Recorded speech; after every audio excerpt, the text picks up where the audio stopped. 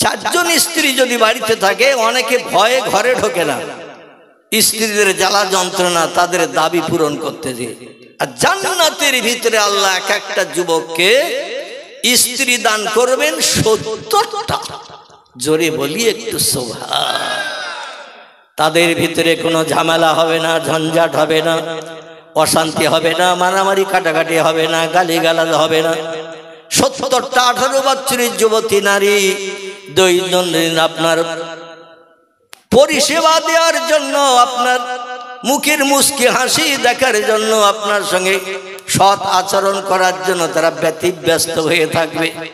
সেই জান্নাত হলো চির শান্তির জায়গা, যেখানে দুঃখ নাই, ব্যথা নাই, অভাব নাই, রোগ নাই, শোক নাই, জ্বালা নাই, যন্ত্রণা নাই, হাতাহাতি নাই, গালিগালাজ নাই। আল্লাহর জান্নাত হলো চির শান্তির আবাস স্থল। চিল্লায়ে বলুন একটু সুবহানাল্লাহ। আমরা সেই জান্নাত চাই না? চাই না? চাই কি? মনের থেকে বলছেন তো? আলহামদুলিল্লাহ।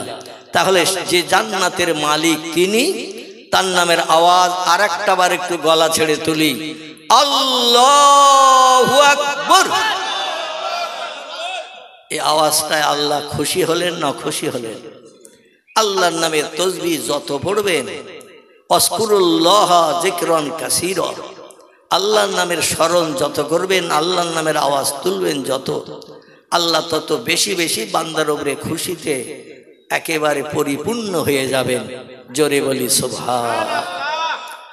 ওয়াকালান নবী সাল্লাল্লাহু আলাইহি ওয়াসাল্লাম, মান বানা লিল্লাহি বানাল্লাহু লাহু, কামা ক্বালা আলাইহিস সালাতু ওয়াসসালাম। وقال الله تعالى في شان حبيبه إن الله وملائكته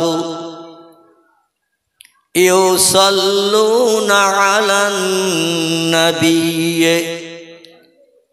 يا أيها الذين آمنوا صلوا عليه وسلموا تسليما اللهم صل على مولانا محمد وعلى آل سيدنا।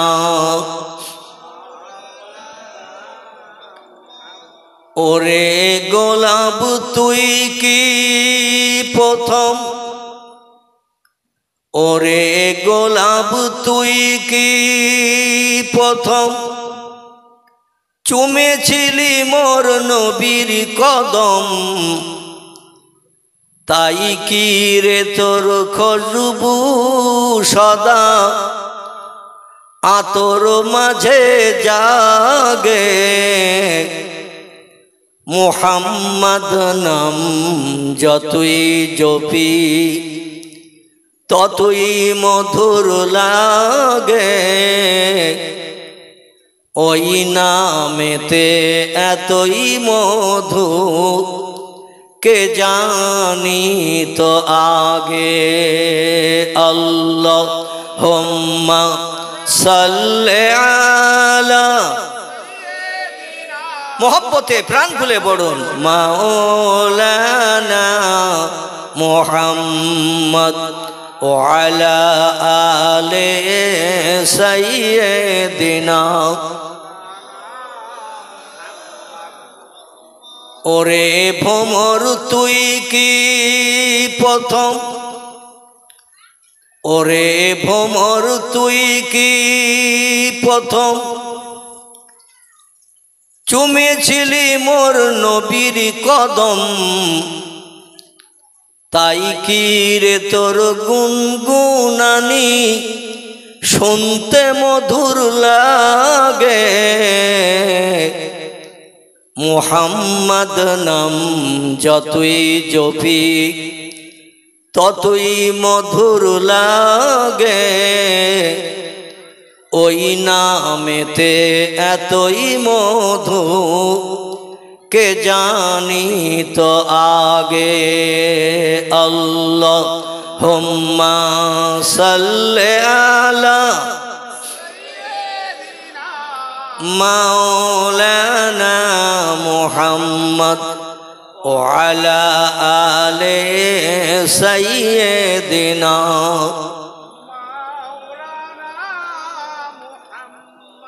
শিখ ধর্মগুরু, লোকটির নাম হলো মিস্টার গুরু নানক।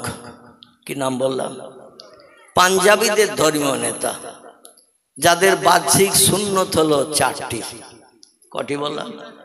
কথা বলবেন, তাহলে আমার কিছু দিতে সুবিধা হবে, আপনাদের নিতে সুবিধা হবে। ভুল হলেও বলবেন, আশা রাখি সংশোধনের চেষ্টা করব।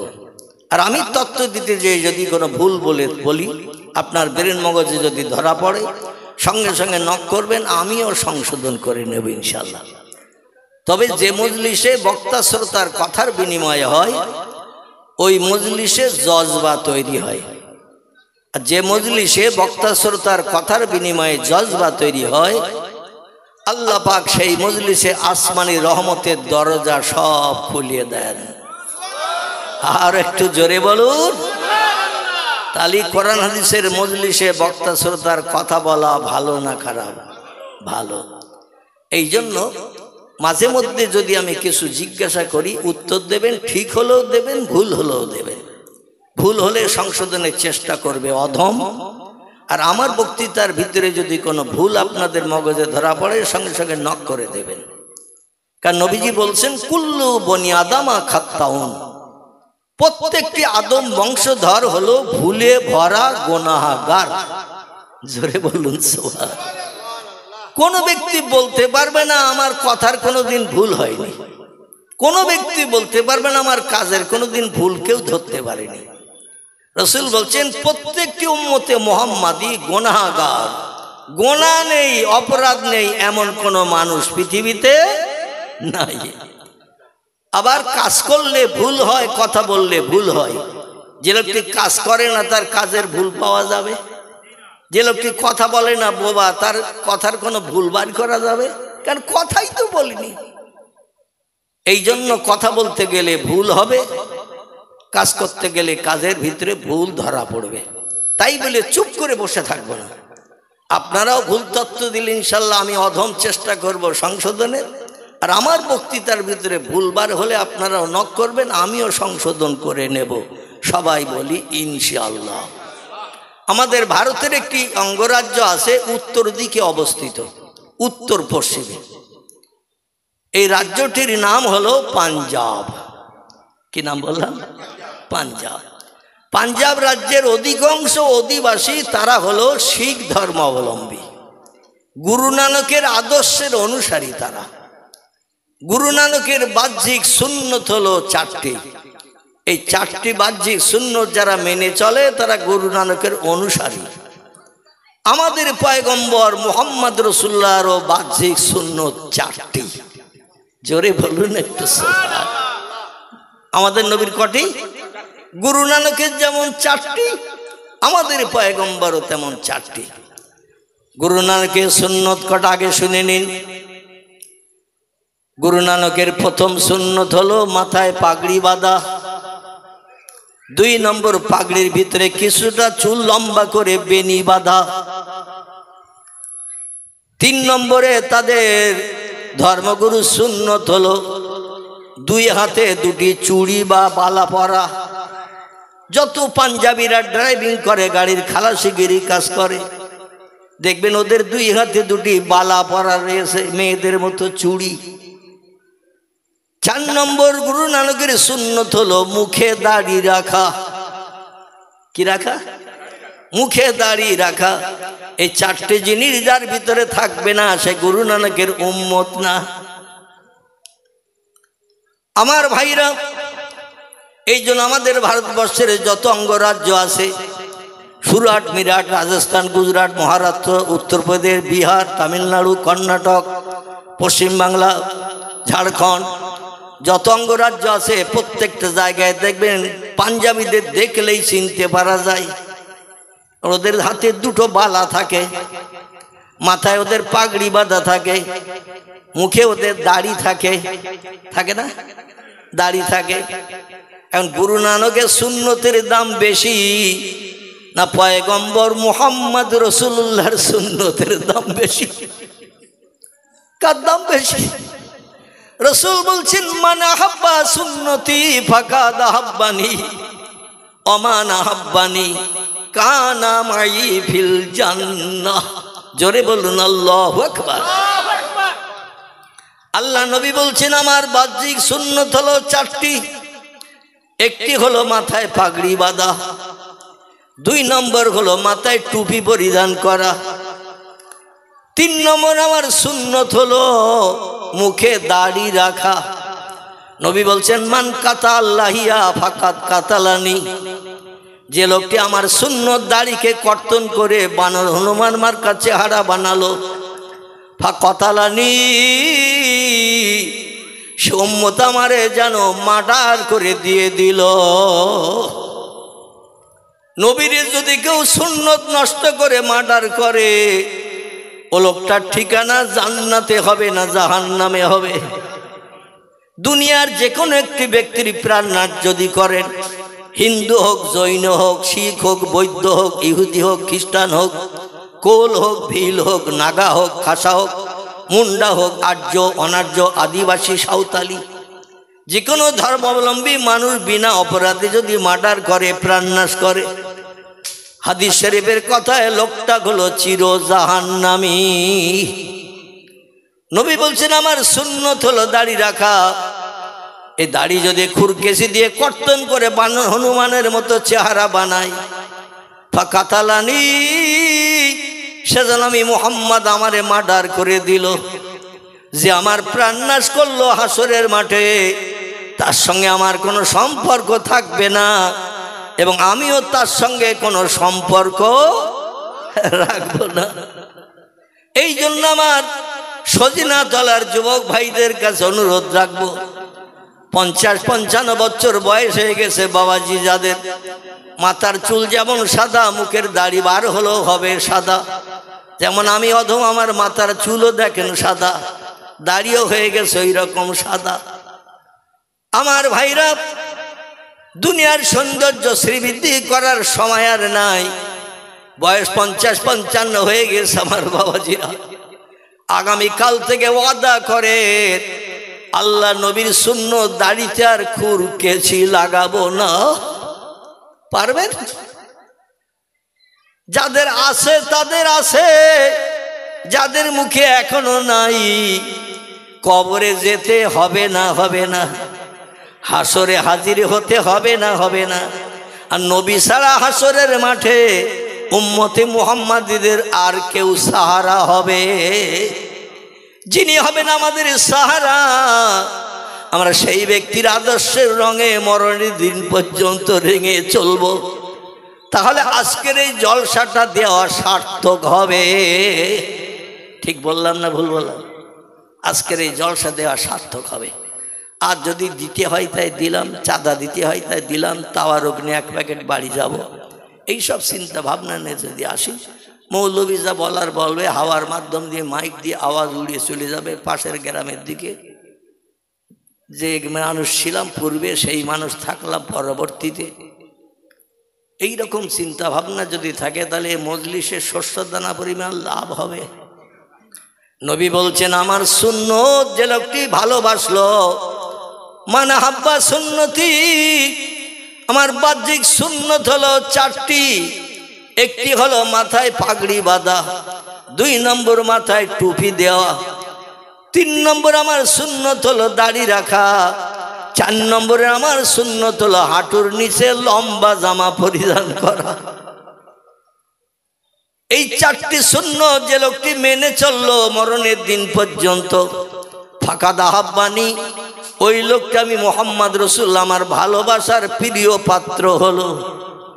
ওমান আহাব্বানি, আর যে লোকটি আমারে ভালোবেসে আমার সুন্নতগুলো বাস্তব জীবনে রূপদান করলো, কানা মাই ফিল জান্নাহ, সেই লোকটি আর আমি আল্লাহর বেহেশতের ভিতরে এক জায়গায় বসে বসে সুখ ভোগ করব।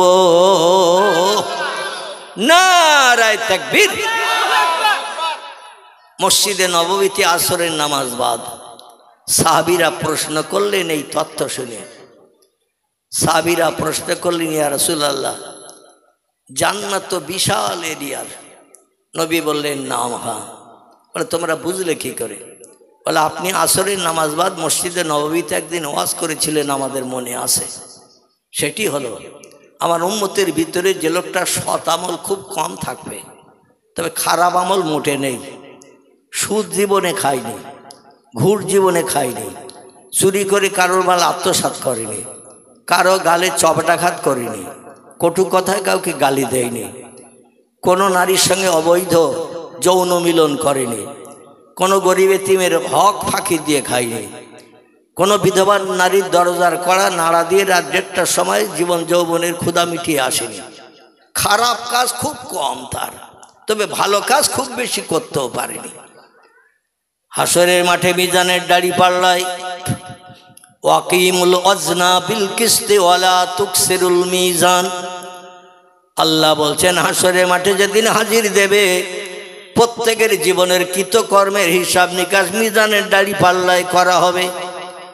যে যেমন আমলের প্রতিদান পাবে, যে যেমন আমলের কাজ করে আমার কাছে হাজির হবে। ফামাইয়ামাল মিসকালা যাররাতিন খায়রা ইয়ারা। সৎ আমল যদি শস্য দানা পরিমাণ থাকে, সেটাও মিজানের দাড়ি পাল্লায় চাপালে ধরা পড়বে। ওমাইয়ামাল মিসকালা যাররাতিন শাররা ইয়ারা। আবার খারাপ কাজ, বদ কাজ যে লোকটি শস্য দানা পরিমাণ করবে, সেটাও মিজানের দাড়ি পাল্লায় চাপালে সেটাও চোখে আঙুল দিয়ে দেখিয়ে দেওয়া হবে। জোরে বলুন আমিন। এখন লোকটার খারাপ কাজ খুব কম, মিথ্যা কথা বলেনি, চুরি করেনি, কাউকে কটু কথায় গালি দেয়নি, কারো গালি অন্যায়ভাবে চড় মারেনি, কোনো গরিবের হক ফাঁকি দিয়ে খায়নি, জায়গা জমি জোর করে দখল করে নেয়নি, কোনো বিধবার দরজার কড়া রাত 1:30টার সময় যে নাড়া দিয়ে যৌন ক্ষুধা নিবারণ করেনি, কোনো মানুষ মার্ডার করেনি, প্রাণনাশ করেনি, অর্থবিত্ত আত্মসাৎ করার জন্য। খারাপ কাজ খুব কম, তবে সৎ কাজ খুব সামান্য। নবী বলছেন, সাহাবীরা, লোকটার খারাপ কাজ নেই বললেই চলে, কিন্তু ভালো কাজ তেমন করতে পারেনি। আল্লাহ পাক হাসরের মাঠে খুব সামান্য যৎকিঞ্চিৎ ভালো কাজ করে হাসরে হাজিরি দেওয়ার কারণে ওই লোকটাকে আল্লাহ পাক তাম পৃথিবীর এরিয়ার মতো 10টা জান্নাত দান করবে। পৃথিবীতে বর্তমান দেশের সংখ্যা হলো 256টির মতো। গুগল সার্চ করবেন, দেখতে পাবেন। Japan, German, America, Holland, Poland, Italy, Brazil, Thailand, Singapore, Burma, Rangoon, Hindustan, Pakistan, Afghanistan, Iraq, Iran, Kuwait, Jordan, Arab, পারস্য, তুরস্ক, Libya, Nigeria, Indonesia, Malaysia, Sri Lanka, Burma, Tajikistan, Kazakhstan, Balochistan, Azerbaijan, Armenia, Saudi Arab, শাহী, শাম, সিরিয়া, মরক্কো, ইয়ামান, Bulgaria, আছে না দেশ। এইভাবে পৃথিবীতে দেশের সংখ্যা 256টির মতো। এই 256টা দেশ মিলে, পাহাড় মিলে, সাগর মিলে পৃথিবী, তাই তো নাকি? এই এরিয়ার ভিতরে যত পাহাড় আছে তাও এর ভিতরে ভরা, যত সাগর আছে এর ভিতরে ভরা। ভারত মহাসাগর, বঙ্গোপসাগর, আরব সাগর, এমন করে আটলান্টিক মহাসাগর, ভূমধ্য সাগর, নীল দরিয়া থেকে শুরু করে যত সাগর আছে সব সাগরগুলো পৃথিবীর ভিতরে ভরা। এই তাম পৃথিবীর এরিয়ায় যত জায়গা, এই রকম জান্নাতের ভিতরে লোকটা জায়গা দেয়া হবে 10 গুণ। আচ্ছা, 10 গুণ যদি জায়গা দেয়া হয়, শুধু মরুভূমির খালি মাঠ না ঘর বাড়ি থাকবে? কথা বলেন। আলহামদুলিল্লাহ, শুধু আরবের মরুভূমির খালি মাঠ ময়দান নয়, লক্ষ লক্ষ কোটি কোটি বিল্ডিং আল্লাহ পাক জান্নাতের ভিতরে কোন শব্দের মাধ্যম দিয়ে বানিয়ে রেখেছেন? জান্নাতি 70 জন হুর প্রাপ্ত হওয়ার পরে ওই জান্নাতের ঘরে এক রাত করে যদি থাকে, পরের রাতে ওই ঘরে আর না ঢোকে, লক্ষ কোটি বছর পেরিয়ে গেল, এক ঘরে দুদিন থাকার দরকার হবে না। নারায়ে তাকবীর। আল্লাহর কি কিছু কমতি আছে? আল্লাহ বলছেন, এই পৃথিবীর মানুষ, আমি পৃথিবীতে হলাম সব থেকে ধনী, এবং পৃথিবীতে মানুষ তোমরা যারা আছো, আনতুমুল ফুকারা, তোমরা হলে সব আমার কাছে ফকির। জোরে বলুন সুবহানাল্লাহ। আল্লাহ বলছেন, আনা গানিউন, আমি হলাম ধনী, ও আনতুমুল ফুকারা, পৃথিবীতে যত কোটিপতি আছো আমার কাছে সব ফকির। কারণ যে মাল পেয়েছো আমার দেওয়া মাল, আর আমার মালের কোনোদিন কমতি হয় না। আমি মাল দিতে যে চিন্তা করি না, এখন 11 জন বাকি রয়েছে, সবাইকে সংকলন করে দিতে হবে। আল্লাহ শুধু বলেন কুন ফায়া কুন, সঙ্গে সঙ্গে সেটা হয়ে যায়। জোরে বলুন একটু সুবহানাল্লাহু আকবার। আল্লাহর নামের আওয়াজ তুলতে আপত্তি আছে কার কার? একটু হাত তুলে দেখান। আল্লাহু আকবার এই শব্দটা আরবি ভাষা। কি ভাষা? আরবি ভাষা। এর বাংলা অর্থ হলো আল্লাহ মহান, আল্লাহ শ্রেষ্ঠ, আল্লাহ বড়। এই কথাটার ভিতরে শস্য দানা পরিমাণ সন্দেহ টেহ আছে? আল্লাহর উপরে বড় আর কেউ আছে? তাহলে যিনি সব শক্তির ঊর্ধ্বে, ইন্নাল্লাহা আলা কুল্লি শাইইন কদির। আল্লাহ বলছেন, যত ধরনের শক্তি ক্ষমতা বিজ্ঞানী প্রযুক্তির যুগে তোমরা অর্জন করেছো, সব ক্ষমতার থেকে আমার ক্ষমতা হলো অতি উচ্চে। জোরে বলুন সুবহানাল্লাহ। তাহলে যিনি হলেন মহান শক্তিধর প্রভু, যার শক্তির উপরে আর শক্তি কারো নাই, সেই আল্লাহর নামের আওয়াজ তুলতে আপত্তি থাকা উচিত নয়। আমাদের ফুরফুরা শরীফের হুগলি জেলার দাদা হুজুর পীর কেবলা ছোট সাহেবজাদা ছিলেন, বয়স্ক মানুষ, তাকে দেখে থাকবেন। তার নাম ছিল জুলফিকার আলী সিদ্দিকী অল কোরাইশি। কি নাম বললাম? জুলফিকার আলী সিদ্দিকী অল কোরাইশি তার নাম ছিল, যিনি দাদা হুজুর কেবলার কনিষ্ঠ ছেলে ছিলেন। তিনি বক্তৃতার মজলিসে এসে মাঝে মাঝে বলতেন, চিনি খেতি আবার গালে ব্যথা। কি বলতেন? চিনি খেতি আবার গালে ব্যথা। যে কোনো লোকে মিষ্টি দেখলে তাদের মনটা হালু চালু করে কিনা, কখন গালে দেব খাবো। মিষ্টি বিশেষ করে মিষ্টি দেখলে তো প্রত্যেকের খাওয়ার ইচ্ছা হয়। তো আল্লাহর নামের আওয়াজটা চিনির থেকে আরো বেশি মিষ্টি না তিতো? আল্লাহু আকবার। আল্লাহর নামের আওয়াজটা চিনির থেকে আরো অতি উৎকৃষ্ট এবং মিষ্ট। জোরে বলুন সুবহানাল্লাহ। আগামীকাল সকাল পর্যন্ত আমরা বেঁচে নাও থাকতে পারি। এই রাতের শেষের দিকে আল্লাহ আজরাইল যদি পাঠিয়ে দেয়, তো 1000 টাকার নোট তো এখন আর দেখতে পাওয়া যায় না, যায় নাকি? সরকার ছাপিয়েছিল, কিন্তু এখন আর নজরে দেখতে পাওয়া যায় না। নেতা খেতাদের বাড়িতে অনেক 1000 টাকার নোট পাওয়া গিয়েছিল মাঝে মাঝে, তো এখন আর মোটেই দেখতে পাওয়া যায় না। তো আমি আপনাদের কাছে বলতে চাচ্ছি, এই রকম 1000 টাকার নোট গোটা 50 বান্ডেল করিয়ে যদি আজরাইলকে বলা হয়, এই ঘুষ দিচ্ছি আমার আজকে রেখে যা, পরশুদিন বড় ছেলের খাতনা আছে, 6 দিন পরে ছোট মেয়ের বিয়ে আছে, আত্মীয় স্বজন আমন্ত্রণ করেছি, তারা আসবে, বাড়ির মুরব্বী আমি, আমার সঙ্গে দেখা সাক্ষাৎ করবে, ভালো মন্দ জিজ্ঞাসা করবে, খাতনাটাও হয়ে যাক, বিয়েটাও হয়ে যাক, তখন আসিস আর ফেরত পাঠাবো না, ফেরত দেব না। আজরাইল এরকম গল্প শুনবে। ফায়েজা যা আজালুহুম লা ইস্তাখিরুনা সাআতাও ওয়ালা ইস্তাকদিমুন। জোরে বলুন একটু আল্লাহু আকবার।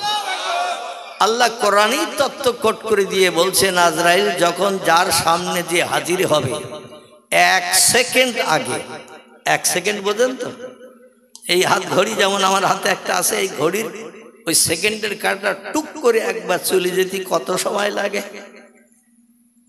শুধু এক দাগের থেকে আরেক দাগে টুক করে চলে গেল, মানে একটা কথা বললেও 2-3 সেকেন্ড লাগতে পারে। তো এই রকম সময়টাও তিনি দেবেন না।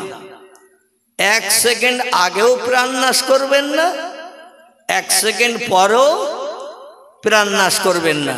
মানে কম্পিউটার মেশিনের মতো কাজ তার, অতীতে ছিল, বর্তমানে আছে, ভবিষ্যতেও না বুড়ো হয়ে যাবে আজরাইল, কাজ করতে দেরি হবে। আল্লাহু আকবার। সেই আজরাইল যদি এসে যায়, কাল সকালবেলা মসজিদের মাইকে ঘোষণা হবে অমুকের জানাজা হবে, জোহর বাদ হবে কি না? এইরকম একটা মনে ধারণা নিয়ে আমরা এই মজলিসে একটু বসি। আর কাল সকাল পর্যন্ত হয়তো হায়াতে বেঁচে নাও থাকতে পারি, কারণ আজরাইল কবে কোন দিন আসবে তথ্য কারো দিয়েছে? দেয়নি।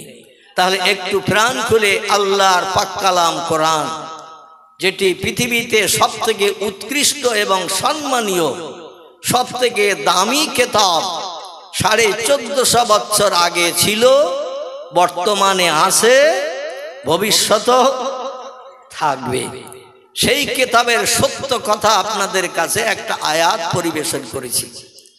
এই আয়াতটা নিঃসন্দেহে সত্য, কারণ কোরআনের শুরুতেই ইন্ট্রোডাকশন, সূচনা ভূমিকাতে আল্লাহ জানিয়েছেন, বিসমিল্লাহির রহমানির রহিম, যালিকাল কিতাবু লা রাইবা ফিহি হুদাল লিল মুত্তাকিন। গলা ছেড়ে উচ্চ রবে আরেকটা বার আল্লাহর নামের প্রশংসার আওয়াজ তুলুন, আল্লাহু আকবার। সেই খোদার কসম যে আল্লাহ সব সৃষ্টির মালিক, সব সৃষ্টি তিনি বানিয়েছেন। খলাকাস সামাওয়াতি ওয়াল আরদ, আকাশে যা কিছু আছে, জমিনে যা কিছু আছে, সাগরে যা কিছু আছে, পাহাড়ে যা কিছু আছে, সব কিছু বানিয়েছেন কে? তিনি। যার নামের আওয়াজ তুললাম আমরা, যিনি সব কিছু বানিয়েছেন। জান্নাত বোধহয় অন্য কেউ বানিয়েছে, জাহান্নাম ফেরেশতা, হুর গেলেমান, সুন্দরী যুবতী নারী, জান্নাতের ভিতরে যারা আমাদের মতো অপরাধীদের তোয়াজ খাতির করবে, খাদ্য পরিবেশন করবে, সেবা যত্ন করবে, তা একটা দুটো নয়। তিরমিজি শরীফের হাদিস, পয়গম্বর বলছেন, এক একটা জান্নাতি উম্মতকে, যে লোকটা জান্নাত হালাল বানাতে পারবে, তাকে পরিষেবার জন্য 18 বছরের যুবতী বয়স্কা হুর গেলেমান 70টা করে বরাদ্দ করা হবে। কটা? 70টা করে বরাদ্দ করা হবে। আমি কি নানি দাদির গল্প করছি? আল্লাহু আকবার। কিছুই নানি দাদির গল্প নয়, সব কোরআন হাদিসের কথা। জোরে বলি সুবহানাল্লাহ। আচ্ছা, পৃথিবীতে যদি কেউ 4টে বিয়ে করে জীবন যৌবনের খোদা নিবৃত্তির জন্য, ও দেখবেন মাঝে মাঝে রাত 11:30টার সময় চায়ের দোকান থেকে আর বাড়ি যায় না।